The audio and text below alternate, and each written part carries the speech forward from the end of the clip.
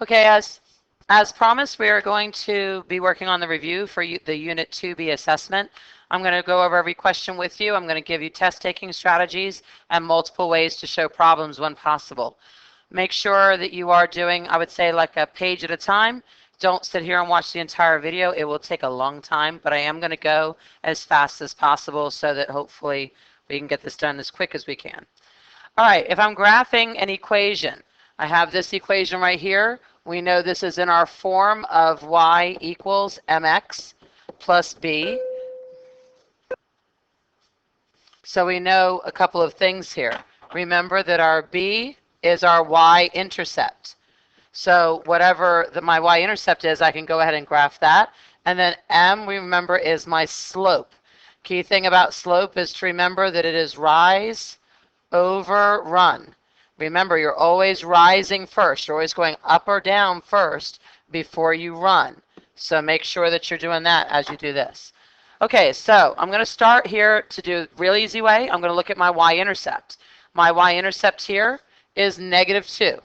So I look at my y-axis, which is right here, my vertical axis, and I'm going to go from my origin, I'm going to count down 2, and my point should be right there on -2. My other part now that I know is my slope. My slope is right here, -3. So I know it's going to be a negative slope, which means instead of rising, I need to fall. I'm going to go down. So I'm using my rise over run. So I'm going to start from my -2 point I made. I'm going down 3. 1, 2, 3, and then I'm going to the right 1 because it's -3 over 1. If I'm doing rise over run, it's -3 over 1. So here is my second point right there. I can do the same thing again, down 3, 1, 2, 3. Remember, these points I'm making here are not my points for the graph. I'm just showing you I'm going down 3, and then I'm going right 1. So again, this is my next point here. My line then, and it's going to be kind of bad here because I don't have a ruler, but it's going to go through those points. Again, please use a ruler. You see why it's all messed up. But it's going to go right through those points right there. Should be a straight line, and I should really continue it right off of my graph. But that's what it should look like. I have another way I can do this. If I don't like using my y equals mx plus b, I can actually, I have my equation. Y is equal to -3x minus 2. All right, well, let's set up a table because I have a rule, and I'm going to go ahead and set up a table for this. Actually, I do need to have my extra line for that. Okay, since I do have my rule. Okay, I have my x values here, I have my y values here, and my rule is -3x minus 2. Okay, so I'm going to pick some arbitrary numbers. -1, 0, 1. So -3 times -1 minus 2. A negative times a negative is a positive, so that's 3 minus 2 is 1. -3 times 0 minus 2. I have 0 minus 2, it's -2. -3 times 1 minus 2. I have negative times a positive is a negative, so I have 3 minus 2 is -1. And I think I've done something wrong.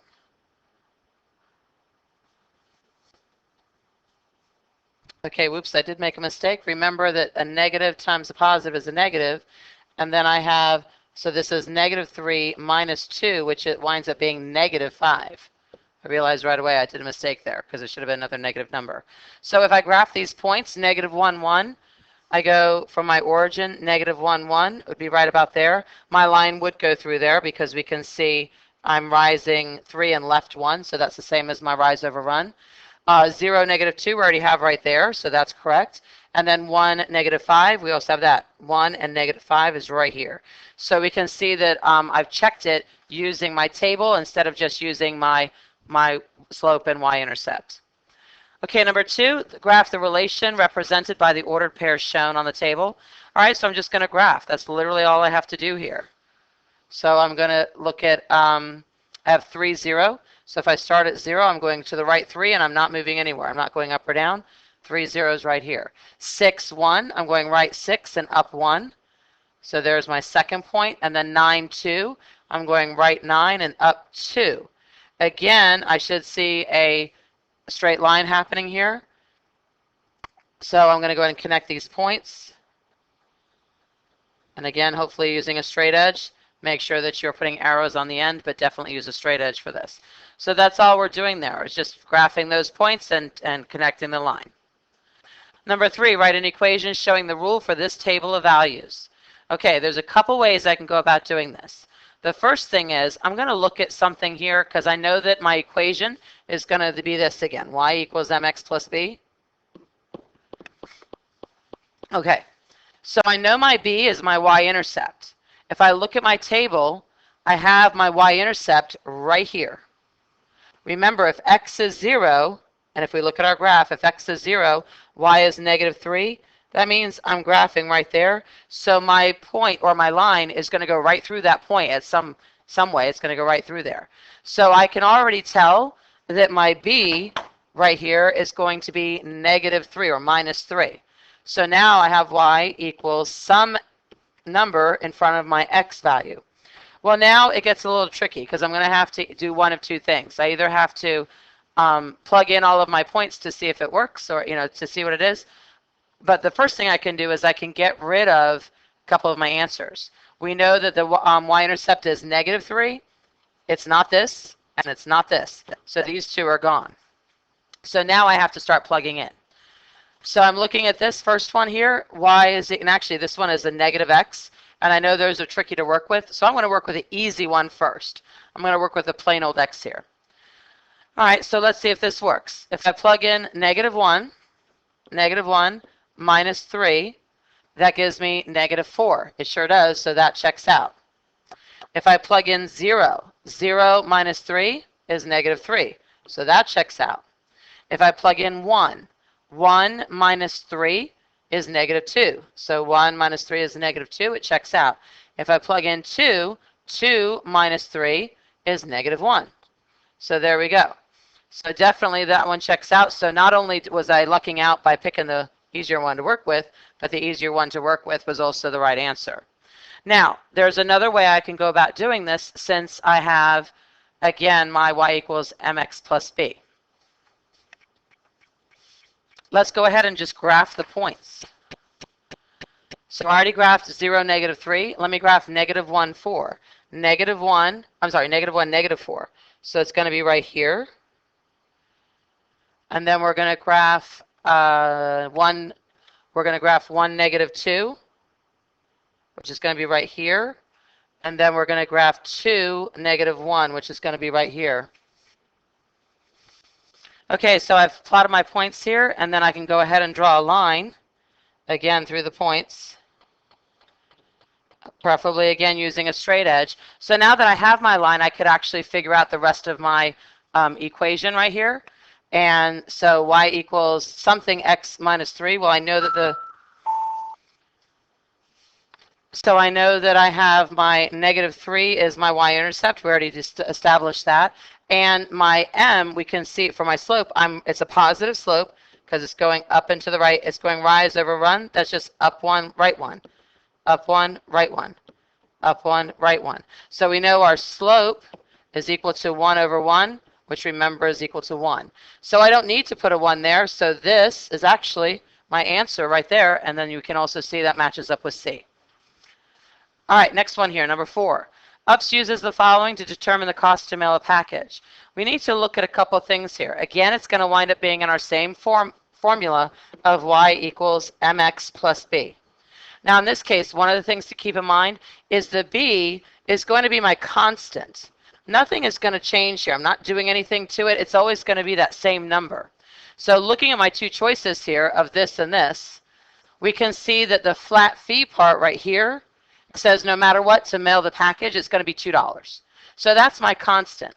So far, I have y is equal to some kind of x plus $2. Okay, so I've got that.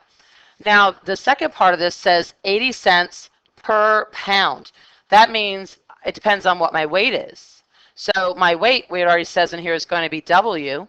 So we now know that I'm doing, if it was 1 pound, it would be 80 cents. If it was 2 pounds, it would be twice that. So what we're going to do there is now we can see it's going to be the 0.80 times whatever my x is. Well, in this case, if we're using W. So this is 0.8 or even 0.80 Okay. Now the only thing is they use some different letters for us. Instead of Y, they're calling it P, and instead of X, they're calling it W. So if you want to see it a little bit better, also you can see they didn't put $2, they just put 2. So which equation looks like this? As I look at this, we know it's not on this first one here. Actually, it is. No, it's not the first one because we don't have a decimal. Watch out. Doesn't have a decimal on that one. For B, we know it's not this because it's not 2W. For C, it says 2, which there's my 2, plus this, and that's this right here. So C is the correct answer for this one. This one here is timesing again by the wrong thing, so it's not that one. So watch what you're doing. Think of your constant, and then the other part would be what you're multiplying by your X value. Create a table in ordered pairs for the relations shown in the graph. Answer in the box below. Okay, on your paper there was a box, but all I need is the ordered pairs table. So here we go. It's going to be X, it's going to be Y. All right, so let's take a look. I need to pick some points, right? So how about we go right here? This point right here would be 0, 4. So 0 for X, 4 for Y, because I didn't go anywhere and then I went straight up. I've got a point right here too. Okay, anywhere it intersects the graph, that's where my points are going to be. My point here is 1, 2. So 1, 2. And then I have another point here. So this is going to be 2, 0. 2, 0. And if I wanted to, I could do one more. I got this one here. This is going to be 3, negative 2. 3, negative 2. So that's all I needed to do. I have a table and ordered pairs. So actually, since I need the ordered pairs, maybe I need to do this too. 0, 4, 1, 2, 2, 0, and 3, negative 2. So there's my ordered pairs for that one. All right, Emily has a savings account. She started with $25 in the account. She deposits $8 a week into the account. Let B represent the amount Emily has in the bank after W weeks. Just like the last one. What's my constant? What's going to stay the same throughout? No matter what, I started with this in the account. So if I use my Y equals MX plus B, my B here is actually going to be that constant, which is the 25. So Y is, actually, again, we've got different letters though, but I'm going to start with a Y and I'll change it later. So X, and then it's plus 25. Okay, so I'm going to look right here. This is not a plus 25, that's a minus 25. This is a plus 25, this is a plus 25. This is 25W. So we know it's not that because we're not timesing the 25 by anything. All right, so I've already gotten rid of two answer choices. So I'm depositing, or Emily is depositing $8 each week. So that's the part that is going to change. So I'm going to be timesing $8 by however many weeks it is. So now it tells me to use B for the bank amount. So it's B equals, and W is my weeks. So B equals 8W plus 25. So it's one of these two here. And again, they have it backward, but it's the same thing. This right here is my answer. Isaiah is comparing cell phone plans. Okay, so it says D is the price of the bill each month, and T is the number of minutes used each month. Identify the independent variable in the problem. Okay, first thing I want to do is I want to make my table, because I need to remember what does independent mean. If I have X and Y, right, I'm going to start putting in all my vocabulary words. X is independent, and dependent is Y. I also have input and output. And then I also have domain, and I also have range. Okay, so what we're trying to go for here is it says my independent variable, and actually it's asking for both of them now that I see this, because I have it right here, IV and also DV. So I might as well put them both down. So my IV is going to be this is my X, which is my independent, and then my Y is my dependent. Okay. Remember also, though, it's just written as words, right? So we need to kind of think of another thing with this. Remember what we said about what depends on what. And that's what we want to look at. Because whatever depends on what kind of gives me the dependent one first. The price of the bill, does the price of the bill depend on the minutes? Or does the minutes he used depends on the price of the bill? It's definitely got to be the price of the bill depends on the number of minutes he uses. So my dependent variable is the price of the bill. That's my D, because it was this is actually D here for that. And then my independent variable, IV, is the number of minutes. So that's T. And that's what we're going to do there. So think about that question. What depends on what? After showing your work, complete the function table for the rule y is equal to negative x plus 4. This is one of those tricky problems, so we want to make sure we're doing this right. Remember, when you see negative x like this, I want you to think about it. You may even want to rewrite it to look like this. Negative parentheses with the x inside. Because these values right here are literally your value for x.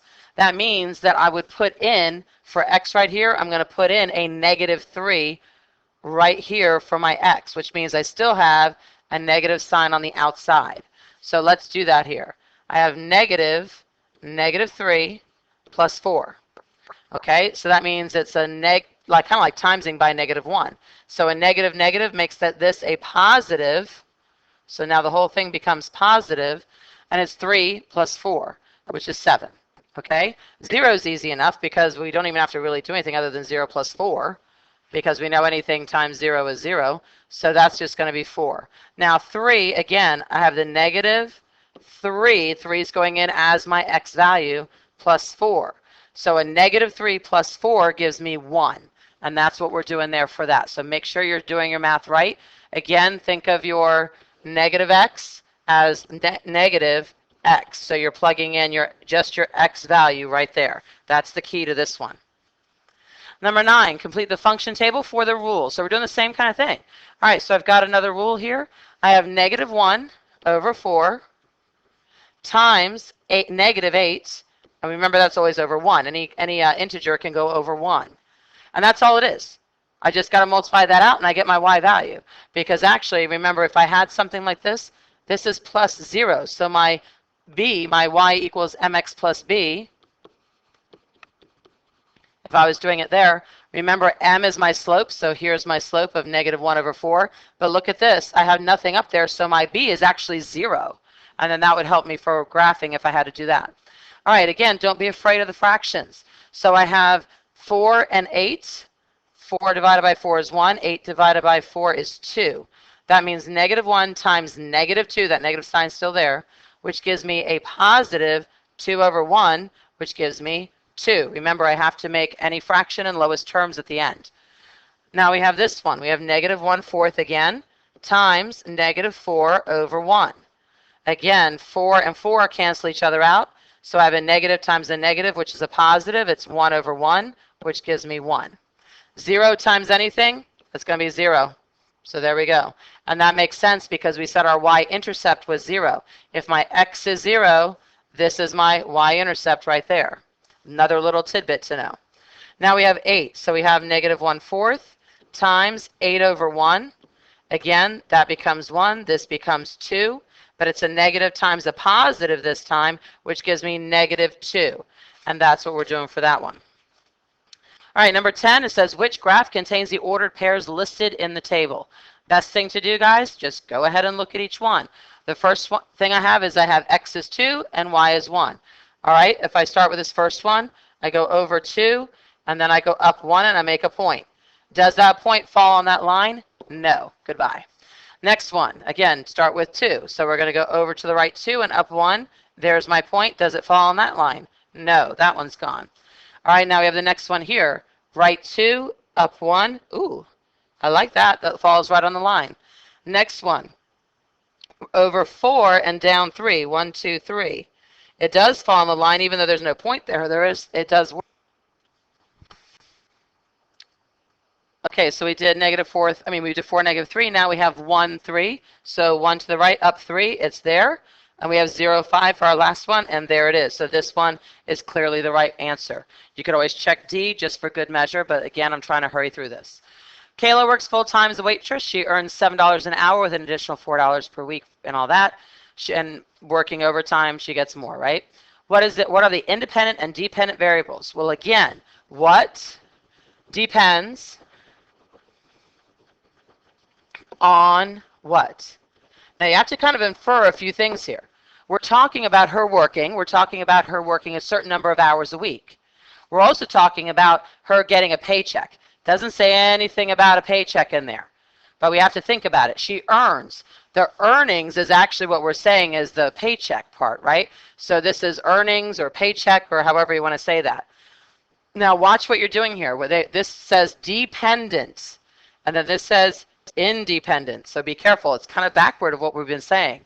But what depends on what? Does her pay depend on how many hours she works, or does how many hours she works depend on her pay? Remember, it's how much the dependent is her earnings, her paycheck. So her pay or her wages, her paycheck depends, and that's my first one, dependent. I got to watch my words here. Her paycheck depends on her hours of work. That's what we're talking about there. Number 12, write your answer in the box. Separate any numbers with commas. Okay, so it says, what is the domain of the function table? Okay, I got to think about what it is again. Remember, so I'm doing this, x and y, domain, and range. We want the domain, which means I'm looking for everything that is in my x column. So we're looking for x values. So it's everything in this column here. Remember though, domain, I only have to write the numbers once. You notice I have 1, 2, 1, 2. All I need to have in here is 1, 2. That's it. Because once I list it, I know that 1 is one of my numbers that's in my domain, and 2 is one of the numbers in my domain. Number 13, make a function table using the equation y equals negative 2x plus 1. Graph your points based on the function table you created and connect the points. All right, so here we go again.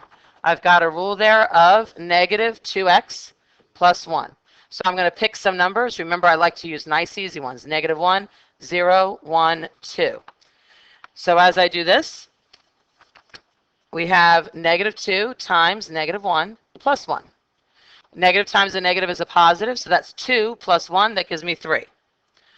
0 times anything is 0 plus 1 gives me 1. So we know also, again, 0 for my x value. That means that 1 is going to be my y-intercept. Keep that in mind later on. Actually, we can see it right there. 1 is my y-intercept. All right, we have 1, so we have negative 2 times 1 plus 1. So a negative times a positive is a negative, so it's 2 plus 1 gives me negative 1. And then 2, negative 2 times 2 plus 1 is negative 4 plus 1 gives me negative 3. If you need to show any of these extra steps or anything like the negative times the positive or anything like that, show it on your own paper and just put this in for your work, but you can have it all the rest of the little scratch work, for example, on your own paper. All right, now we have to graph and we have to connect our points. So I'm just going to graph. I have negative 1, 3. So negative 1 to the left and up 3, 1, 2, 3. My first point's right there. I have 0, 1, which we already said was going to be our y-intercept, and it is. And then we have 1, negative 1.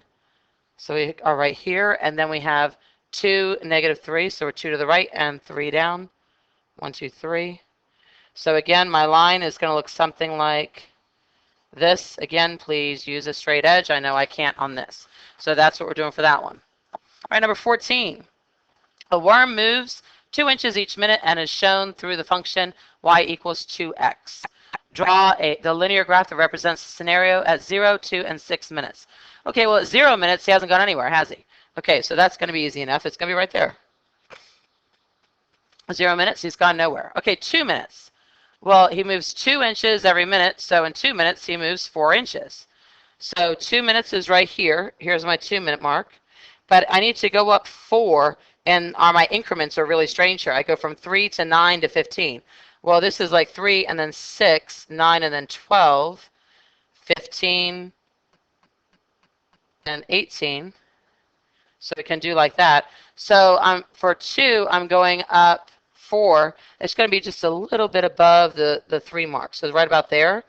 So just do your best you can. 6 minutes now is right here, which is now going to be 12, which is going to be right here, because 2 times 6 is 12. And again, I'm going to connect my dots to make a continuous graph. Oops, I didn't go through that dot, but you know what we're doing there. Okay, that should have gone right through that dot, of course. So again, straight edge, make sure you're doing it properly. But that's all you're doing for that one. Number 15, the graph shows Sarah's bank balance over the last 12 months. Now this is a little tricky, okay, because you have to look at what they're talking about. All we're asking about is her bank balance, okay? Bank balance is my y-axis right here, bank balance. So we're asking what term can be used to determine her bank balance.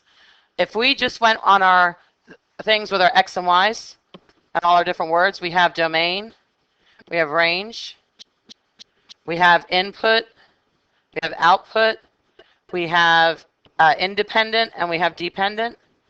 So looking at my choices, okay, it's not an equation. We got that gone. And we also know, since it's on the y-axis, it's not the independent variable. But it could be the dependent. There's dependent right here on this side. And it has range here on this side too. So which one is it? Because I can only choose one answer. What we're looking for here is actually the dependent variable. This is what we're looking for here, dependent variable. Because the range actually refers to a value. This is an actual value, like actual money, a number amount. Okay? When we're talking about the domain and range, because think of it, we've always been using our numbers, right? So that's our range. The dependent variable, this is more of the word type of thing that we're doing here. That's like when we're doing like the one we did with a cell phone, you know, over minutes versus how much the cost of the bill. So that in this case, the best answer for this is dependent variable, because all we're talking about is a word really thing of bank balance. If it were giving actual numbers, like if it said the range of her bank balances, you know, for certain months, then we would actually have that. Then it would be the range, because we'd have numbers. Number 16, same kind of question, same exact kind of rationale behind it. This is going to be my X column. This is going to be my Y column, because I already know input, output. So if I was trying to figure this out, it says the values for areas of various circles. So my input is the length of the radius, and it's asking which column best describes the length of the radius. So again, when we're talking length of the radius, it's not going to be domain. Domain would have been if they asked me these. This is the domain,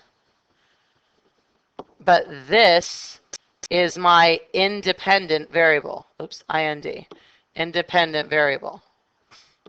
Okay, so this is the best choice for this answer, because again, we're talking about the words, length of the radius. Next one here, pretty straightforward. What's the dependent variable? Remember, I kept saying, here's my rule. And I said, this is my little caveat we said. If it's in the rule, then we should know that it is independent. So keep that in mind. If it's in the rule, it's independent. So B is in the rule. That means B is independent. I'm not looking for independent, I'm looking for dependent. So A is my other choice.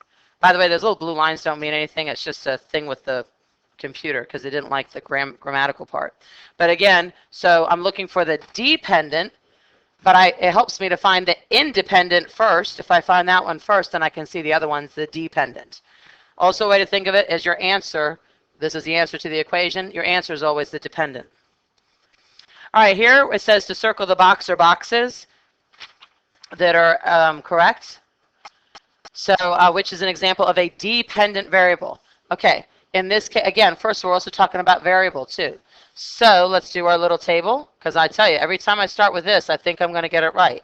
So I have input, and I have output. I have domain, and I have range. And then I have independent, and I have dependent. If I start this way, I should be getting my answer right. So I'm looking for my dependent variable. That means anything that is going to be in this column right here. So Y. Is Y dependent? Yes, it is. It's in my same column with the word dependent. So this is one of the answers. Now, when I look at a graph, you've got to remember which is my x-axis and which is my y. This is my x-axis. This is my y-axis. The value of a car in the graph. This y-axis is the value of a car. Is y dependent? Yes, it is. So again, this is right. Okay, the time axis in a graph of time versus distance. When you make a graph like this, time, excuse me, time is always on the bottom. So time is always on the x-axis, and distance would be on the y-axis. Is time a dependent, excuse me, dependent variable. It is not. That is not it. Then here it says the input column of this table. Are these my dependent variables? No, they're not. It's just the top two. So again, make this table, folks. I can't stress this enough. On all these kind of questions, make this table on every single question if you need to, or definitely have it on a piece of scratch paper next to you, because then you know if you're going to be getting that answer right, because hopefully you'll have those written out correctly. All right, here we go. Circle the box you want to select. So on this one here, what we are looking for is our domain. So again, domain and range, this is all of my x values. So I'm looking for my x values. And this gets a little bit tricky when I'm doing this one, but I am looking for my x values on this. So this is my x here. So as I move to the right, I'm always going to have numbers here, because it would be like 1 and something and 2 and something, because 1 and then something up to here, and 2 and something up to here, and 3 and something up to here. So I do have values all along this x-axis, and it keeps going on forever in my right direction. It also includes my 0 right here, and it's everything going to the left, which is my negative direction. So it's going to positive infinity, and then it's also going to negative infinity. Okay, so we need to be thinking about that. That means it's not all numbers between 0 and 6. That doesn't work. It's not the numbers between 6 and 6, negative 6 and 6. It's not all numbers greater to or equal to the 0. It's not that either.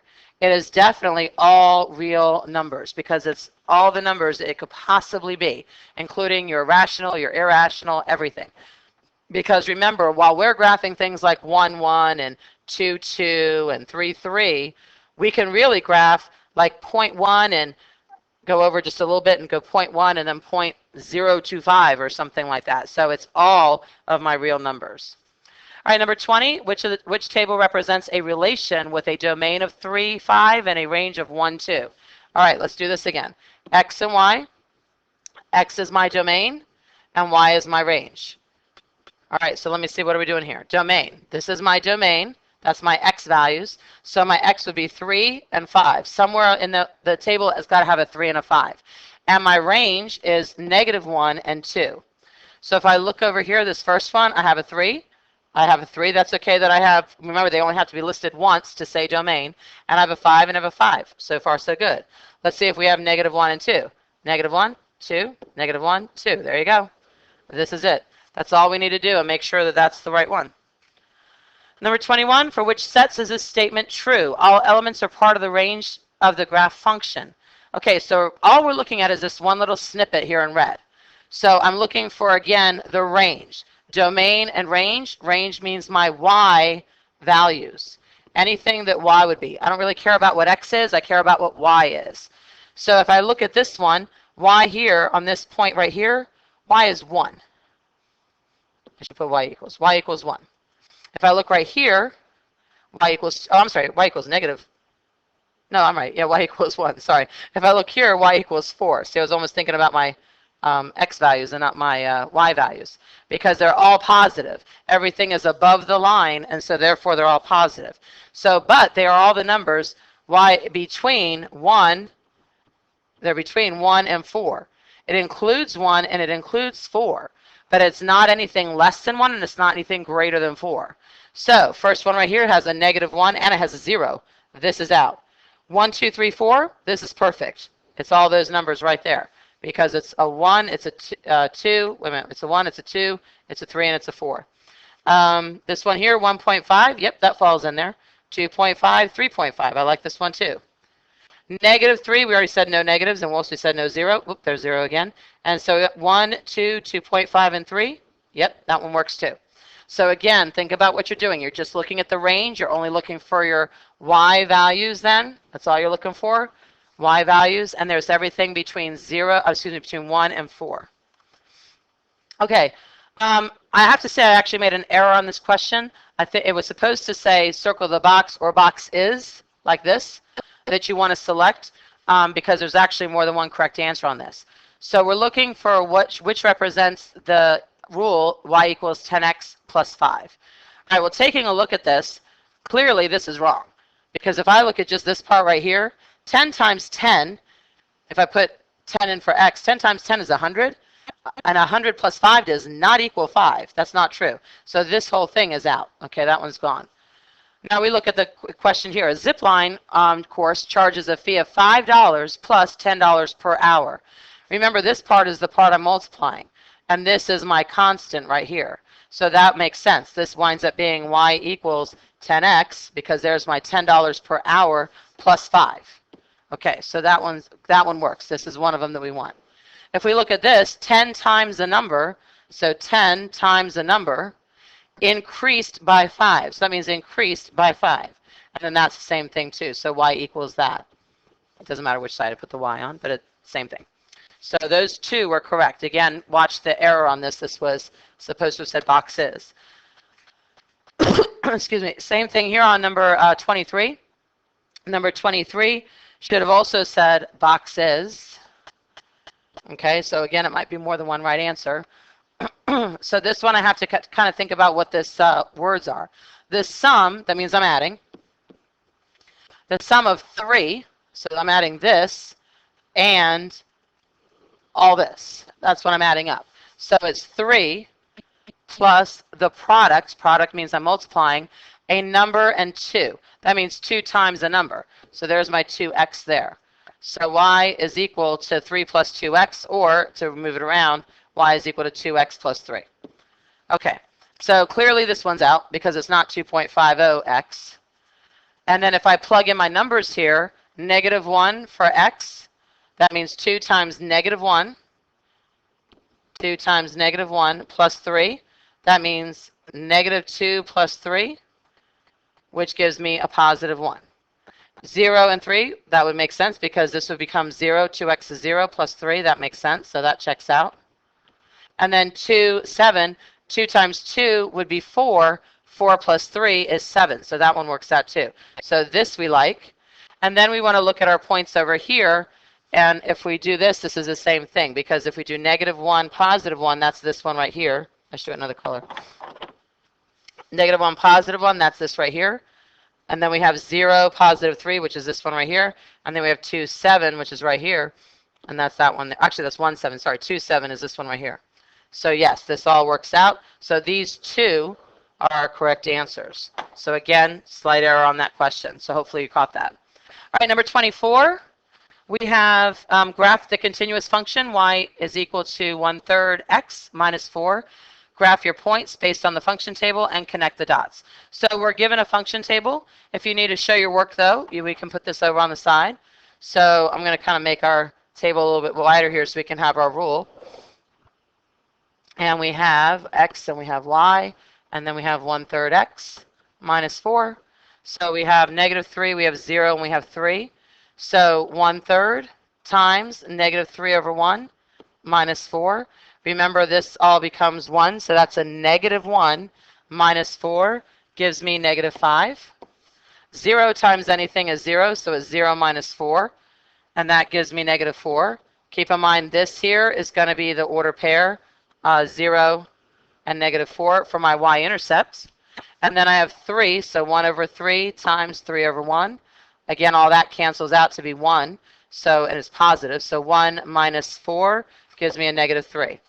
So my ordered pairs are -3, -5, 0, -4, and 3, -3. So we're going to plot those points. -3, -5, 1, 2, 3, 4, 5. I get a point right about here. We have 0, -4. 0, -4 is right here. Again, y-intercept, and that makes sense. And then we have +3, -3. It's right here. And so here is my line. Okay, and let's go back up and look at this. We have, it's a positive slope, that's true. And we can also double check by, that's my y-intercept right here at -4.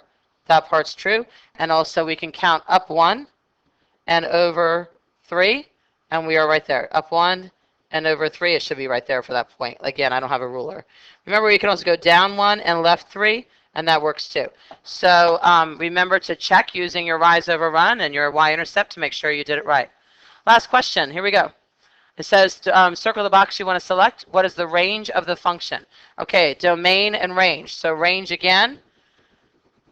range is equal to my y values. So I just care about what y's are. So if I pick a dot, I'm going to pick this dot right here. I have 1, which is x, and 2. So far I have 2 for a range. I have 0 and 1 for that one. So that's 1. I have -1 and 0 for this one. So that's 0. And then I have -2 and 1, but I already have 1, so I'm okay. And then I have -1, 2, 3, and 2 for this one, and again, I already have that. So this is my range, so the only one I have is right here. All right, I hope this helped. Remember, if you have any questions at all, you can always email me because I will be happy to help you. If I can't answer your email, I'll certainly give you a call. I know I rushed through this. I try to get it done as fast as I can. At least it was only 40 minutes.